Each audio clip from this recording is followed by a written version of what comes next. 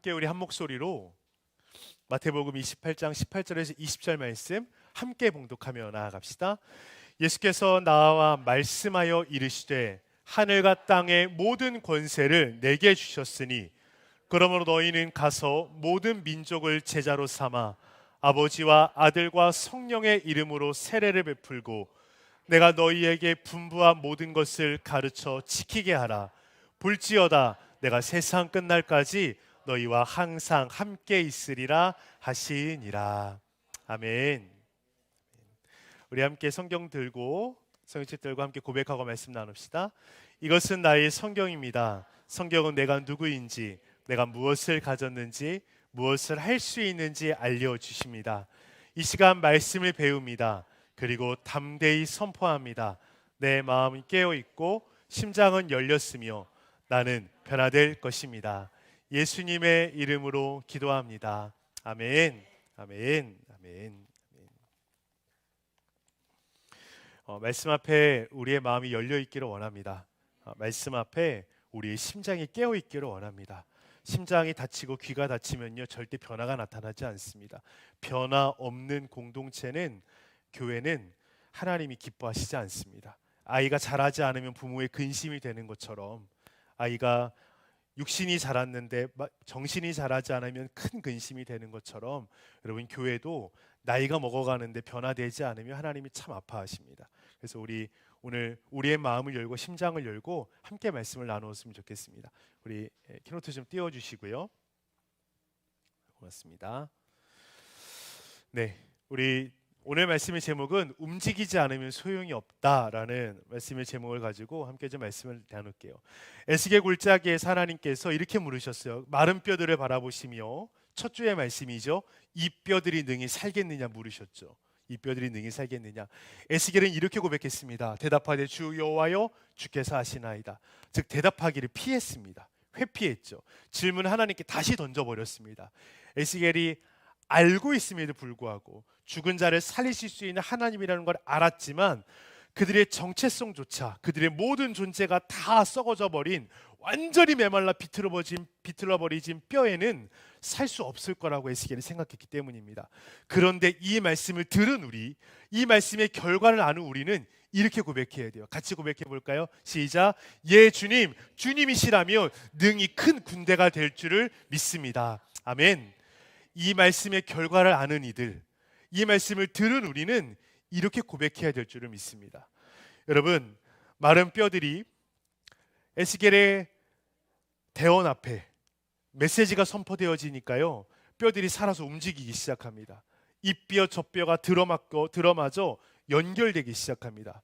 그리고 그 연결된 뼈들 가운데 살집이 붙고 일어서게 됩니다. 그리고 그곳에 성령의 바람이 불어일으니까요, 그들이 곧 살아서 지극히 큰 군대가 됩니다. 말씀이 선포되어지죠. 너희가 살아나리라. 저는 이 말씀이 굉장히 마음 가운데 아멘이 되더라고요. 여러분, 저만 아멘 되지 말고 우리 성도들이 같이 아멘 되었으면 좋겠어요. 2023년 마른 뼈가 살아나리라. 살아나리라. 굉장히 큰 은혜가 되더라고요. 한 주 동안 여러분, 마귀가 아주 열심히 일을 합니다. 여러분도 느끼시죠? 이런 말씀 앞에 뼈들이 살아나고 너희가 살아날 것이다라는 말씀이 선언되어져서 아멘 했지만 마귀는 한 주 동안 참 열심히 일을 합니다. 그 말씀에 믿음으로 진짜 아멘하지 못하도록, 의심이 생기도록, 다시 근심이 쌓이도록, 다시 절망하도록 마귀는 끊임없이 일합니다. 여러 상황들을 만들어서 마음에 상실감을 줍니다. 마음에 불신앙을 다시 심어줍니다. 그래서 다시 넘어지게 만듭니다. 살아나긴 뭐가 살아나, 죽어가는구만, 살 가능성이 없어 보이는구만, 뼈가 점점 더 말라가는데 살아나긴 뭐가 살아나, 이런 마음이 들도록 마귀는 끊임없이 일을 합니다. 한 주간도 얼마나 열심히 마귀가 일하는지 마귀는 게으르지 않더라고요. 마귀는 게으르지 않아요. 그러나 여러분, 하나님의 말씀을 가진 자들, 이 말씀을 들은 우리, 주의 말씀을 가진 자들은요, 전혀 마귀의 이야기가, 마귀의 언어가 전혀 영향력을 끼치지 못합니다. 이유가 무엇인지 아십니까? 예수 그리스도께서 십자가를 통하여서 우리 가운데 주신 구원은요, 마귀의 모든 영향력을 꺾어버린 구원입니다. 이름을 예수라 하라. 그가 자기 백성을 죄에서 구원하실 자라. 죄짓게 만드는 마귀, 절망의 죄, 분노의 죄, 넘어짐의 죄, 낙심의 죄가 우리 가운데 들어오게 만드는 그 마귀의 영향력을 꺾어버리고 그 죄된 마음에서 우리를 구원하시려고 예수님께서 십자가를 지셨기 때문에 마귀의 언어, 마귀의 영향력은 더 이상 우리 가운데 영향력이 없을 줄을 믿습니다. 아침에 일어나 선포하십시오. 마귀야, 내가 예수로 명하노니 너는 더 이상 내게 영향력을 끼치지 못한다. 아무리 극심한 절망 상황 속에서 선언을 하십시오. 마귀는 더 이상 내게 아무런 영향력이 없다. 여러분, 오직 말씀만 우리에게 영향을 끼칩니다. 그래서 여러분, 마귀의 말이 우리 가운데 영향을 끼치는 삶이 아니라 하나님의 말씀이 우리 가운데 영향력을 끼치는 삶, 이게 그리스도인의 삶입니다. 이게 구원의 삶입니다. 구원의 삶. 여러분, 다시 좀 힘을 냈으면 좋겠어요. 저와 여러분이 다시 일어났으면 좋겠어요. 여러분, 마른 뼈 같은 우리의 삶, 마른 뼈 같은 우리의 교회가 다시 살아날 수 있을까요? 저는 좀 아멘이 되는데 여러분들은 어떠세요? 저는 굉장히 기대가 되고 굉장히 아멘되고 소망이 품어지는데 여러분들은 어떠세요? 그럼요, 하나님이 살아계신데 무슨 문제가 있겠습니까? 메시지, 연결, 성령, 이게 첫 주에 나눴던 말씀의 주제였습니다. 마른 뼈가 살아나겠느냐? 그곳에 말씀이 불어있고 그곳에 연결되어지고 성령의 역사가 나타나니까요, 그들이 살아나더라고요. 두 번째 말씀은 우리가 이렇게 함께 나누었습니다. 두 번째 말씀 이렇게 함께 나누었죠. 여러분, 지난주 말씀인데요, 지난주 우리가 어떤 말씀을 함께 나누었습니까? 기억나시는 분? 요단강을 건너야 되는데 하나님께서 법궤를 앞에 세우게 하십니다. 그 법궤와 사람들의 거리를 약 900m쯤 떼게 하시죠. 이유가 무엇이었습니까? 장정만 60만 명이었던 무리 앞에 법궤가 코앞에서 지나가면 여러분 보이지 않습니다. 그래서 거리를 띄어서 백성들이 눈을 들어서 900m 앞에 있는 법궤를 모두가 주의를 기울여 바라보며 걷도록, 즉 그들의 시선에서 법궤가 흐려지지 않도록. 여러분, 법궤는 어떤 상징입니까? 여러분, 하나님의 임재의 상징입니다. 내가 너희와 함께 하겠다라는 임재의 상징이었던 그 법궤가 그들의 눈앞에서 사라지지 않도록 하나님이 그들 가운데 주의를 기울이며 걷도록 하나님이 말씀하시죠. 여러분, 주의를 기울이지 않으면 법궤가 금세 눈앞에서 사라져 버립니다. 즉 하나님의 함께 하심을 금방 우리가 잊어버립니다. 광야에서 백성들이 여러분 주의를 기울이지 않으니까요. 주의를 기울이는 건 매 삶에 매 순간순간마다 하나님이 나와 함께 계심을 인식하고 생각하고 바라보며 살아야 되는데 잠시 잠깐 한눈 팔면요 잊어버립니다.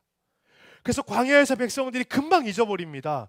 아침마다 내렸던 만나의 은혜 잊어버립니다. 고기 먹고 싶었던 주셨던 메추라기의 은혜 잊어버립니다. 그렇게 목에 말라가지고 광야에서 물이 어디 있습니까? 그런데 순간순간마다 반석을 치시고 그곳에서 샘물을 터뜨리셔서 물을 주신 은혜 다 잊어버립니다. 밤에 추울까봐 주신 불기둥의 은혜도, 낮에 너무 더울까봐 주신 구름기둥의 은혜도, 매일 그들을 이끌었던 하나님의 임재의 상징이었던 성전의 은혜도 다 잊어버립니다. 왜 그랬을까요? 주의를 기울이지 않으면 잃어버립니다. 여러분, 우리라고 다를까요? 우리도 금방 잊어버립니다.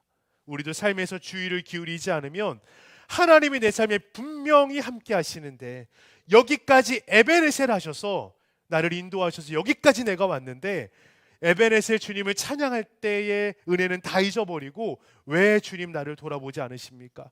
주님 왜 나를 멀리 하십니까? 주님 왜 나를 떠나셨습니까? 불평, 불만, 절망하며 주의를 기울이지 않으면 은혜를 잊어버리는 것이 우리의 삶입니다.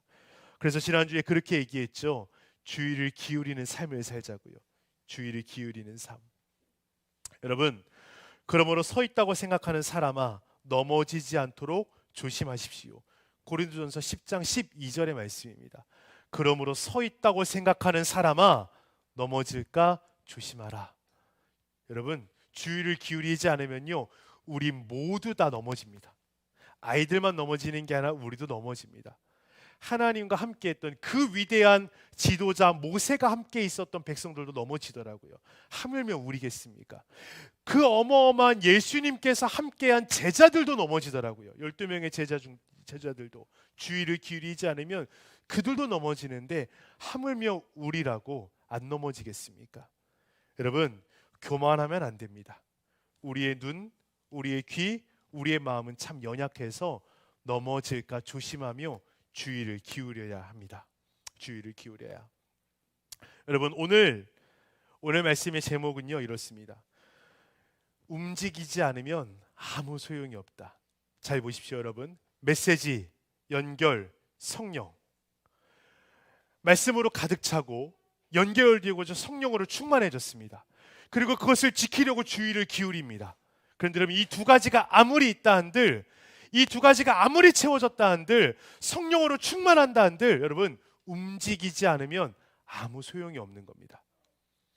이 말씀은요, 예수님께서 제자들에게, 마태복음 28장은 마태복음의 마지막 말씀입니다. 마지막 장입니다.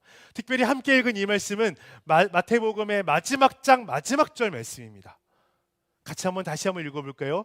이것을 여러분 위대한 예수님의 사명문이라고 부르거든요. 같이 한번 읽어봅시다. 시작. 그러므로 너희는 가서 모든 민족을 제자로 삼아 아버지와 아들과 성령의 이름으로 세례를 베풀고 내가 너희에게 분부한 모든 것을 가르쳐 지키게 하라. 볼지어다 내가 세상 끝날까지 너희와 항상 함께 있으리라 하시니라. 아멘. 여러분, 이 말씀을 잘 보면요, 이 말씀을 잘 보면 가서 모든 민족을 제자로 삼아 아버지와 아들과 성령의 이름으로 세례를 베풀고 내가 너희에게 분부한 모든 것을 가르쳐 지키게 하라. 여러분, 이 말씀을 들은 제자들이 또 120명의 성도들이요 마가의 다락방에 모입니다. 그리고 하나님의 말씀을 의지하여서, 메시지죠, 그들이 한 마음을 품고 연결이죠, 성령을 구합니다. 여러분, 굉장히 놀랍죠.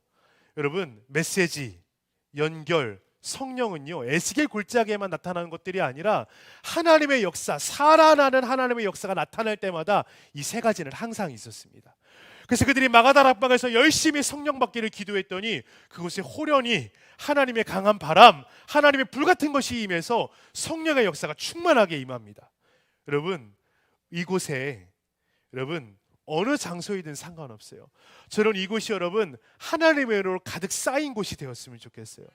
처음 이곳에서 예배드리는데 이런 마음이 좀 불편하더라고요. 무언가 이렇게 좀 터져 있고 공간도 그러니까 굉장히 주의를 뺏기고, 지하에서 예배드릴 때마다 이곳의 기도, 이곳의 찬양이 덜 쌓여서 그런지 그 영적인 그 따뜻함과 영적인 분위기가 좀 덜하더라고요. 그런데 여러분, 점점 예배드리고 점점 찬양과 기도가 쌓이니까요 점점 좋아지는 것 같아요. 이 공간도. 여러분, 성령이 이 공간을 압도하셨으면 좋겠어요. 성령님께서 이 공간을 완전히 사로잡으셨으면 좋겠어요. 여러분의 가정도, 여러분의 공동체도, 여러분의 일터도 성령께서 휙 감으셨으면 좋겠어요. 그래서 그들이 마가다락방에서요 성령의 역사를 경험합니다. 그런데 여러분 한번 보십시오. 그리고서는 그들이 놀랍게 써내려간 것이 무엇이냐면 바로 사도행전입니다.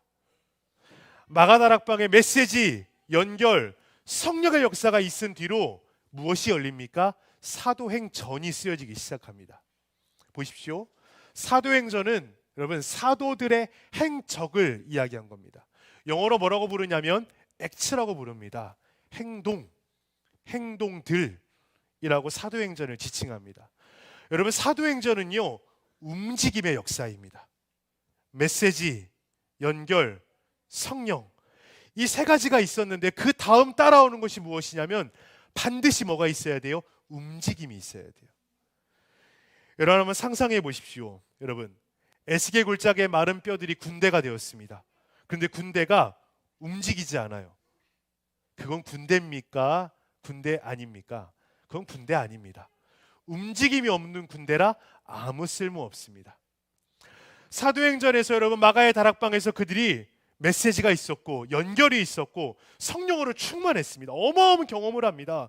그들이 막 방언으로 기도하기 시작하고요, 예언하기 시작하고요, 통역하기 시작합니다. 놀라운 역사죠. 그런데 여러분, 그들이 만약에 움직이지 않았다고 생각해 보십시오. 아무 소용이 없습니다. 이 구절을 다시 한번 볼게요. 그러므로 너희는 가서 모든 민족으로 제자를 삼아 아버지와 아들과 성령의 이름으로 세례를 베풀고 내가 너희에게 분부한 모든 것을 가르쳐 지키게 하라. 볼지어다 내가 세상 끝날까지 너희와 항상 함께 있으리라 하시니라.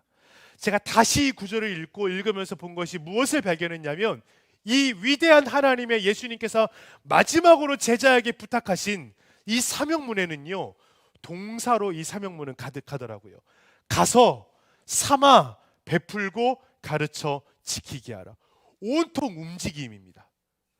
너희 그냥 마가다락방에서 성령의 체험을 하고 거기 가만히 기도만 해라, 거기서 그냥 가만히 찬양만 해라, 거기서 말씀만 읽어라가 아니라, 주님이 하신 말씀은요 전혀 정적이지 않습니다. 주님이 하신 말씀은요 온통 움직임입니다. 첫 번째가 무엇입니까? 가라는 거예요. 움직이라는 거예요. 세례를 베풀고 가르치고 그들에게 똑같이 너희들과 함께 움직여 지키게 하라. 여러분, 그 모든 움직임에 내가 함께 할 것이다. 여러분, 놀랍지 않습니까? 예수님은 우리 가운데, 제자들 가운데 움직이라고 명령하시더라고요. 그들이 이 말씀을 간과하지 않고 마가다락방에서 성령 충만한 뒤에 발걸음을 떼어서 움직이기 시작합니다. 베드로가 제일 먼저 나가서 설교한 곳이 어딘지 아십니까? 회당입니다. 마을 한복판입니다. 회당은 마을의 중심에 있었거든요. 회당 앞에 서서 베드로가 설교하기 시작합니다. 움직이기 시작하더라고요, 베드로가.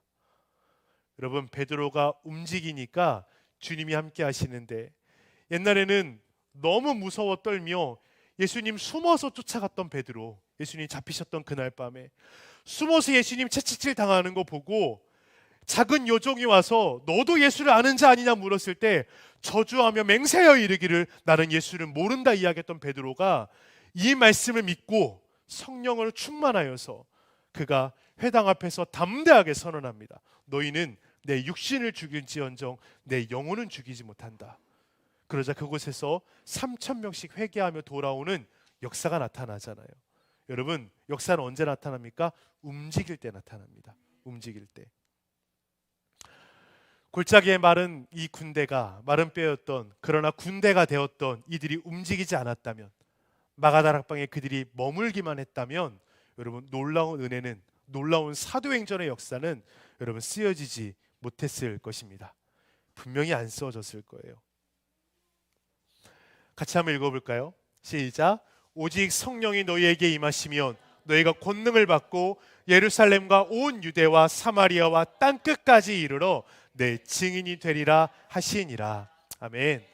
여러분, 그들이 메시지 그리고 연결되어서 한마음이 되어서 성령으로 충만한 다음에 그들이 하나님의 말씀을 굳건히 붙들고 움직이기 시작하는데, 어디로 움직입니까? 예루살렘과 온 유대와 사마리아와 땅끝까지 가서 제자 삼는 일들을 하기 시작하더라고요. 그들이 움직이더라고요. 그들이 움직여요. 이것은 고린도전서 13장에 나오는 사랑장의 이야기입니다. 사랑장의 이야기. 여러분 잘 아시는 말씀인데 세번역 성경으로 제가 가져왔어요. 훨씬 읽기 좀 부드럽고 편하거든요. 같이 한번 읽어봅시다. 시작. 사랑은 오래 참고 친절합니다. 사랑은 시기하지 않으며 뽐내지 않으며 교만하지 않습니다. 사랑은 무례하지 않으며 자기의 이익을 구하지 않으며 성을 내지 않으며 원한을 품지 않습니다. 사랑은 불의를 기뻐하지 않으며 진리와 함께 기뻐합니다. 사랑은 모든 것을 덮어주며 모든 것을 믿으며 모든 것을 바라며 모든 것을 견딥니다. 아멘. 여러분, 이 고린도전서 사랑에 관해서 이야기하면서 사랑이 없으면 아무것도 아니라고 말씀하시는 주님께서 뭐라고 우리 가운데 말씀해 주시냐면은 사랑은 온통 움직임 투성이라는 거예요. 여러분, 여기 쓰여진 헬라어들의 모든 단어는요 다 동사로 쓰여져 있습니다. 사랑을 소개하는 모든 단어가 동사가 무엇입니까? 움직임이 있다는 거예요. 걷다, 이게 동사잖아요. 걷는다. 여러분, 사랑은요 온통 동사 투성이더라고요. 이 구절을 읽어보면. 여러분, 움직이지 않으면, 사랑은 가만히 있지 않습니다. 사랑은 움직여야 됩니다. 여러분, 사랑 투성이인 예수님께서 이 땅에 오셔서 한 일은 가만히 교회 안에 머물러 계시며 말씀만 선포하지 않으셨어요. 그분은 끊임없이 움직이셨어요. 하나님은요, 사랑의 하나님께서는 끊임없이 움직이시더라고요. 끊임없이. 여러분, 베드로가 예수님과 변화산에 올라간 적이 있습니다. 베드로가 예수님과 변화산에 올라갔는데 예수님의 용모가 변합니다. 예수님의 용모가 너무 아름답고 위대하고 광채가 막 나시고 너무 좋은 거예요. 그곳에서 어마어마한 체험을 한 거죠. 여러분들 그럴 때 있잖아요. 예배드리며 막 너무 좋은 거예요. 막 신비로운 체험이 있고 변화산에 놀라운 이적들이 막 베드로의 눈앞에 펼쳐집니다. 베드로가 막 모세와 이야기합니다. 얼마나 놀라워요. 말씀으로 들었던, 말씀 글자로만 보았던 모세를 눈앞에서 보고 환상을 보면서 예수님과 모세가 막 이야기를 해요. 얼마나 좋아요. 베드로가 예수님께서 엘리야와 막 이야기를 하세요. 얼마나 좋아요. 그래서 베드로가 이렇게 이야기하죠. 제가 읽어볼게요. 그때 베드로가 예수께 말하였다. 선생님, 우리가 여기에 있는 것이 좋습니다. 원하시면 제가 여기에다가 초막셋을 지어서 하나는 선생님을, 하나는 모세를, 하나는 엘리야를 모시도록 하겠습니다. 베드로가 너무 좋았던 거예요. 그래서 베드로가 뭐라고 이야기하냐면 그냥 여기 삽시다 주님. 그냥 여기 변화산 꼭대기에다가 집을 짓고 하나는 예수님 집, 하나는 모세의 집, 하나는 엘리야의 집을 짓고 여기 살았으면 좋겠습니다. 여기 너무 좋네요. 그냥 여기 머무는 것이 좋겠습니다. 가만히 여기 있는 것이 좋겠습니다. 저 아래는 너무 험한 일이 많습니다. 저 아래는 너무 고통이 많습니다. 저 아래는 너무 절망이 많습니다. 주님, 그냥 여기 있는 게 좋겠습니다. 아마 저희도 변화산에 올라가면 그렇게 얘기할 거예요. 그런데 여러분, 바로 그 다음 장, 바로 그 다음에 이어서 나오는 내용이 무엇입니까? 예수님께서 다시 베드로에게 내려가자 말씀하신 후에 산 밑으로 내려옵니다. 곧 귀신 들린 아이를 만나게 됩니다. 그리고 예수께서 귀신을 꾸짖으셨다. 그러자 귀신이 아이에게서 나가고 아이는 그 순간에 나았다. 그때의 제자들이 따로 예수께 다가가서 물었다. 우리는 어찌하여 귀신을 쫓아내지 못했습니까? 예수께서 그들에게 대답하셨다. 너희의 믿음이 적기 때문이다. 내가 진정으로 너희에게 말한다. 너희에게 겨자씨 하나만한 믿음이라도 있으면 이 산더러 여기에서 저기로 옮겨가라 하면 그대로 될 것이요 너희가 못할 일이 없을 것이다. 산 밑으로 내려왔는데요, 귀신 들린 아이가 있는 거예요. 아무리 제자들이 쫓아내려가도 귀신이 나가질 않습니다. 근데 예수께서 꾸짖으시니 귀신이 아이에게서 나갑니다. 제자들이 묻죠. 예수님, 왜 우리는 못합니까? 예수님 말씀하세요. 너희에게 겨자씨 하나만한 믿음이라도 있다면, 그러면서 설명하시죠. 그 겨자씨만한 믿음은 무엇이냐면 이 산더러 여기에서 저기로 옮겨가라 말하는 믿음이다. 여러분, 잘 보시면 믿음이 운동성, 믿음이 무언가 옮겨지는 것과 연결되어 있다라는, 믿음이 움직이는 것과 연결되어 있다는 걸 주님이 말씀하세요. 뭐라고 얘기하시는 거냐면, 베드로, 너에게 있는 믿음은 머물기를 원하는 믿음이다. 그러나 내가 가진 믿음은 움직이는 믿음이다. 너희가 이 믿음, 이 산더러 여기서 저기서 옮겨가라 할 만큼의 이동할 줄 아는, 움직일 줄 아는 믿음을 가졌다면 너희도 이 놀라운 일을 할 수 있었을 것이다. 뭐라고 이야기합니까? 너희가 못할 일이 없을 것이다. 오늘 저와 여러분이 가져야 되는 믿음은요, 움직임이 있는 믿음입니다. 그냥 여기가 좋사오니가 아니라 움직임이 있는 믿음. 여러분, 내 형제들아, 만일 사람이 믿음이 있노라 하고 행함이 없으면 무슨 유익이 있으리요? 그 믿음이 능히 자기를 구원하겠느냐? 야고보서의 말씀이죠. 또 이렇게 이야기합니다. 만일 형제나 자매가 헐벗고 일용할 양식이 없는데 너희 중에 누구든지 그에게 이르되 평안히 가라, 덥게 하라, 배부르게 하라 하며 그 몸에 쓸 것을 주지 아니하면 무슨 유익이 있으리요? 즉, 말뿐인 믿음은 소용이 없다는 거예요. 아무리 메시지, 아무리 연결, 아무리 성령 충만하고 아무리 방언을 하고 예언을 하고 아무리 뛰어나도요, 사랑의 움직임이 없으면, 믿음의 움직임이 없으면, 실제로 형제에게 부족한 것을 채워주는 믿음이 없으면 그 믿음은 아무 유익이 없다는 겁니다. 심지어 이렇게 얘기하시더라고요. 이와 같이 행함 없는 믿음은 그 자체가 뭐한 것이다? 죽은 것이다. 여러분, 전 이 말씀이 굉장히 두렵더라고요.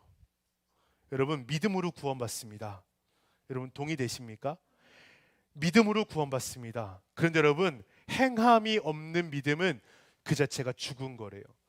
우리의 믿음이 죽으면 구원 못 받습니다, 여러분. 우리의 믿음이 죽으면 큰일 나는 겁니다, 여러분. 큰일 나는 거예요. 오늘날 여러분, 교회들이 교회 안에서 잘 움직입니다.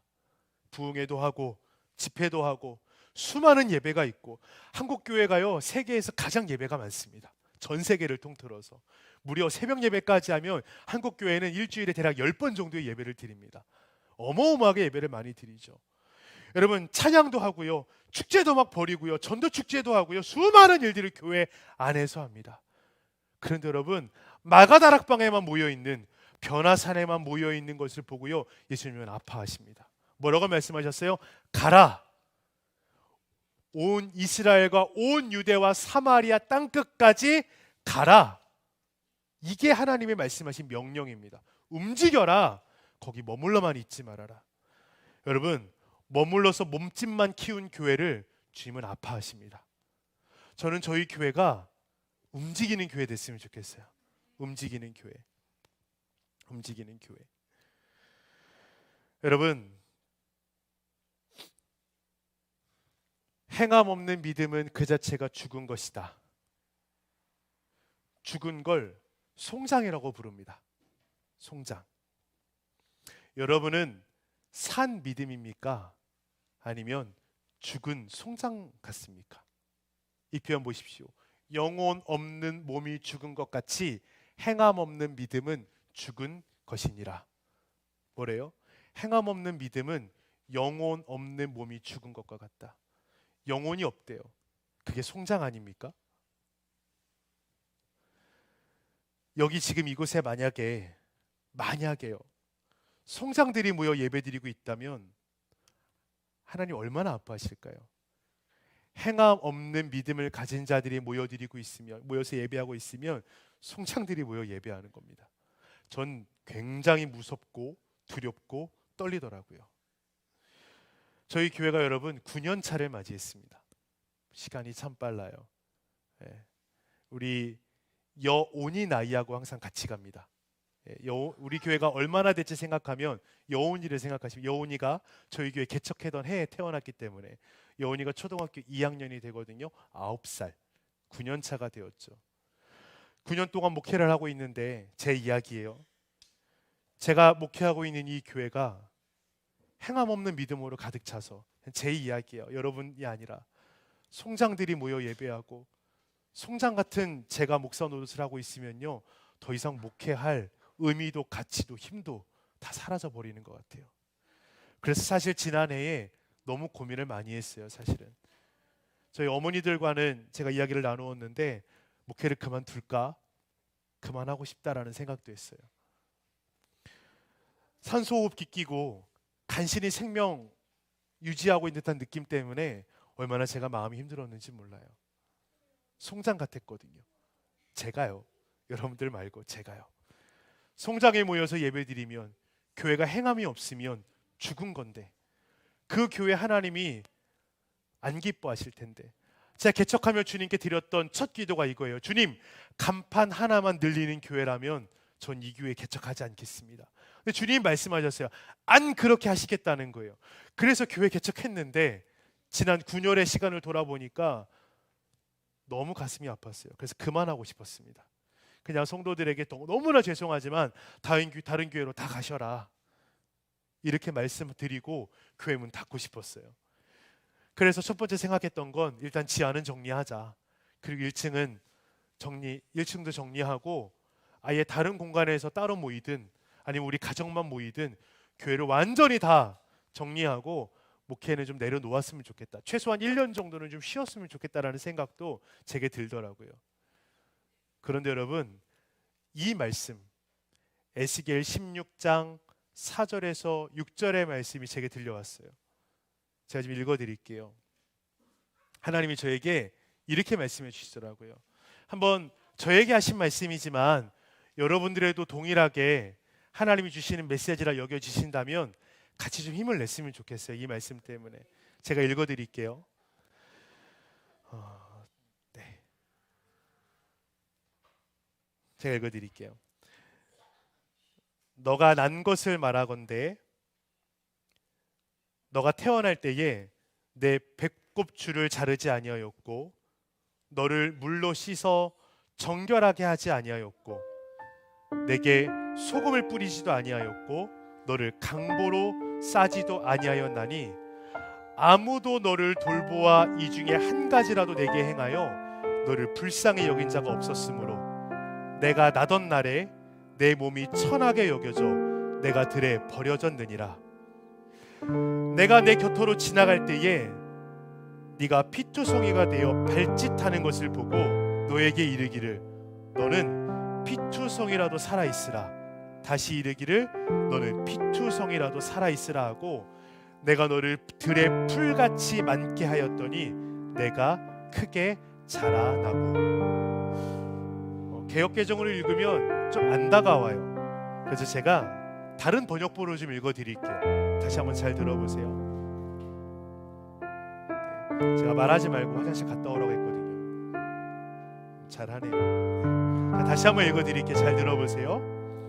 에스겔에 하나님이 이스라엘 백성들에게 하신 말씀이에요. 잘 들어보십시오.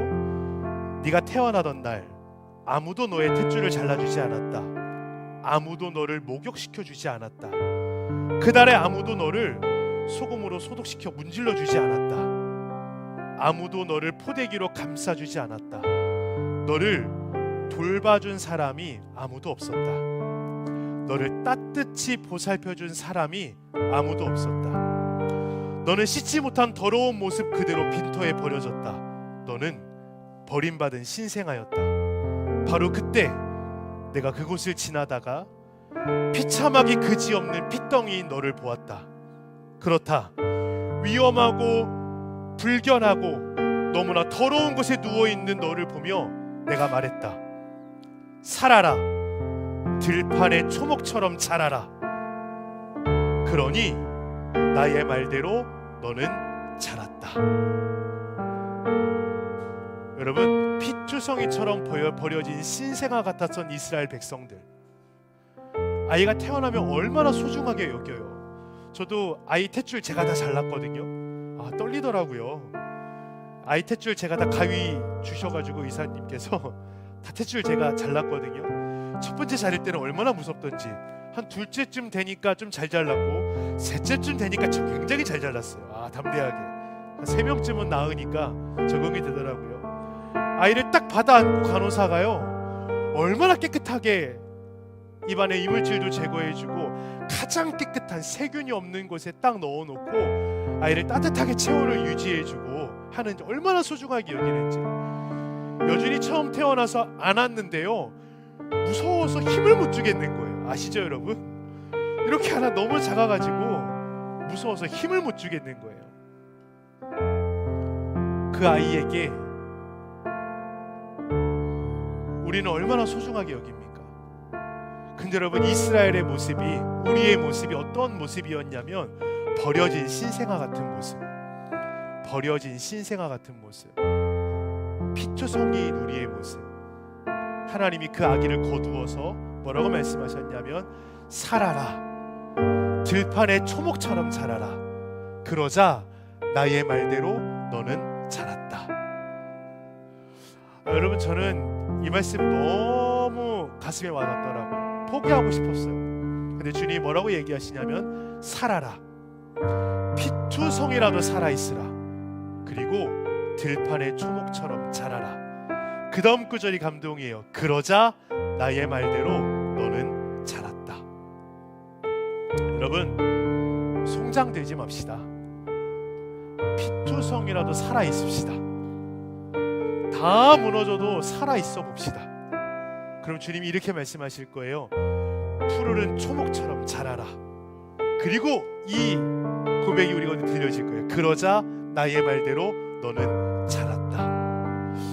올 한 해 여러분, 이 고백을 다시 새겼으면 좋겠어요. 한 해가 마무리될 때. 그러자 과연 내가 자랐다, 과연 우리가 자랐구나. 저는 여러분들이 송장되지 않았으면 좋겠습니다. 저는 우리 교회에서 신앙생활하는 성도들이요, 송장 아니었으면 좋겠어요. 자라나서 푸른 초목처럼 자랐으면 좋겠어요. 이 다음에 나타나는 모습을 보면요, 너무나 아름다운 여인으로 이 아이가 성장을 해요. 너무나 아름다운 여인으로. 하나님이 그 아이 여인의 모습을 너무 기뻐하세요. 너무 아름답다. 이제 결혼도 하고 가정을 꾸려서 또 다른 생명을 잉태해라. 그리고 그 아이는 버려지지 않도록 너가 잘 키워라. 이런 말씀을 하세요. 저는 여러분들이 이 땅에서 산 송장이 아니라 성숙한 여인, 생명을 잉태할 수 있는 여인으로 살았으면 좋겠어요. 저는 우리 교회가 산 송장이 아니라 너무나 아름답게 성장한 성숙한 여인처럼 자랐으면 좋겠어요. 그래서 다시 수많은 생명들이 잉태하고 다시는 그들이 버려지지 않도록, 이 땅이 피투성이가 되지 않도록 엄마의 마음을 가지고 이 땅을 돌볼 줄 아는 교회가 되었으면 좋겠어요. 여러분 주변을 돌아보십시오. 가야 할 곳이 너무 많습니다. 피투성이처럼 버려진 곳이 우리만이 아니라 이 땅에 얼마나 많은지 몰라요. 우리의 물질이 쓰여져야 되는 곳이 정말 바깥에 얼마나 많은지 모릅니다. 오늘도 한 끼 식사를 해결하지 못해 넘어지고 있는 자들이 대전역에 한번 가보십시오. 수두룩히 그곳에 있습니다. 겨울철에 난방비가 너무나 올라가지고 여러분 도시가스는 고사하고 그들이 다 개인 난방을 하는데 연료비가 너무나 올라가지고요. 여러분들은 집에 온도 몇 도 놓고 사세요? 저희 집은 23도, 24도 높게 놓고 자라죠. 아이들 때문에. 저희 집 정말 따뜻하게 살아요. 여러분들 몇 도쯤 놓으세요? 최소한 20도는 놓고 사시잖아요. 그들은요 보일러 켜지도 못해요. 쪽방에다가 전기세도 많이 나와가지고 전기장판도 밤새도록 뒤척이며 껐다 켰다를 반복하면서 간신히 잠만 자요. 얼어 죽지 않을 만큼만. 여러분 우리의 물질이 쓰여져야 할 곳이, 우리가 나아가야 할 곳이 너무 많아요. 요즘 청년들이요 얼마나 불안하게 사는 줄 압니까? 그들이 꿈은 꿔요. 근데 실제로 일을 하기 시작하려니까 장애물이 너무 많은 거예요. 사업 쉽습니까 여러분? 아니요. 여러분도 어려운데 청년들은 어떨까요? 아무것도 모르는 청년들이 나가서 사업해보려니까 매일 암담해요. 저희 교회가요, 저는 그런 교회 됐으면 좋겠어요. 밥 한 끼 못 먹는 이들에게 우리 교회 건물 없어도 좋으니까 그들에게 물질을 내 흘려보내서 그들이 피투성이라도 살아있을 수 있게. 그래서 잘하십시오. 푸른 초목처럼 잘하십시오. 그러면 하나님이 그들을 자라게 하실 거예요. 꿈이 있으나 움직이지 못하는 청년들에게 저희 교회가 그들에게 여러분 10만 원씩 줄 수 있잖아요. 한 달에 힘내라고. 사업자금으로 100만 원은 못 줘도 그들이 힘내도록 응원할 수 있게 10만 원씩은 줄 수 있잖아요. 우리 월세 줄이면 그 청년들에게 10만 원씩 주며 힘내라고, 해보자고 하면 좀 그들이 피투성이라도 살아있으라고, 밥은 먹고 다니라고 하면 얼마나 좋아요. 우리 양인남 전도사님 목회 다 마치고 얼마나 목회하는데 힘드셨을까요? 전도사 생활하는 거 쉽지 않거든요. 신방 전도사님 생활하는 거. 이제 몸이 병들으셔가지고요 아무 일도 하지 못하세요. 우리 전도사님에게 못해도 10만 원, 20만 원 제가 더 안 받아도 좋으니까 드릴 수 있으면 얼마나 힘이 나실까요? 피투성이라도 살아있으라고. 여러분들이 어렵다 그러면 우리 교회가 10만 원이라도 20만 원이라도 도와드리며 함께 하자고 할 수 있잖아요. 저는 큰 건물에 대한 욕심은 없어요. 그런데 저희 교회가 살아있었으면 좋겠어요.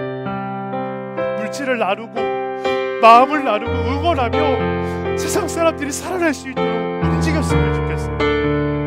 저는 저희 교회 커지는 거 혹 욕심이 있다면 많이 나누고 싶어서 커졌으면 좋겠어요. 많이 나누려고 커졌으면 좋겠어요. 10만 원을 10사람에게 주려고 커졌으면 좋겠어요. 제가 가지려고 말고요. 다음 주는요, 이런 말씀 나눌 겁니다. 다음 주부터 몇 주에 걸쳐서 어디로 움직여야 되는가에 대한 말씀을 나눌 거예요. 움직이는 거 중요해요. 이제 여기까지는 동의가 좀 되세요? 메시지, 연결, 성령, 주의를 기울이는 자세, 그 다음에 움직이는 것까지 동의가 좀 되세요? 이해가 되세요? 근데 중요한 게 어디로 움직여야 하는가예요. 교회가 그렇다면 여러분, 교회는요 속도보다 방향이 훨씬 더 중요한 공동체입니다. 속도보다 방향이 굉장히 중요해요. 올 한 해 여러분, 저희 교회가 선교비 100만 원, 200만 원 못 쓸지도 몰라요. 그러나 10만 원을 써도 50만 원을 사용해도 방향이 중요해요. 그래서 제가 몇 주 동안 걸쳐서 어디로 우리가 가야 되는가에 대한 말씀을 나눌 거예요. 방향에 관한 말씀. 이것이 동의가 되기 시작하면요, 제가 방향을 제시하고 움직이기 시작할 겁니다. 교회가 개인의 움직임도 제가 설교할 거고요, 교회 공동체의 움직임도 설교할 거예요. 그러면 여러분들이 동의가 되시면 함께 움직여 주셨으면 좋겠어요. 함께. 저 혼자 움직이면 지쳐요.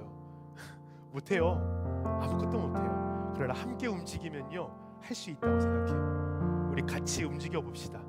제가 건강한 방향을 말씀을 통하여서 잘 제시해 볼게요. 그럼 여러분이 동의가 되시면, 아멘이 되시면 같이 움직이는 공동체가 되었으면 좋겠습니다.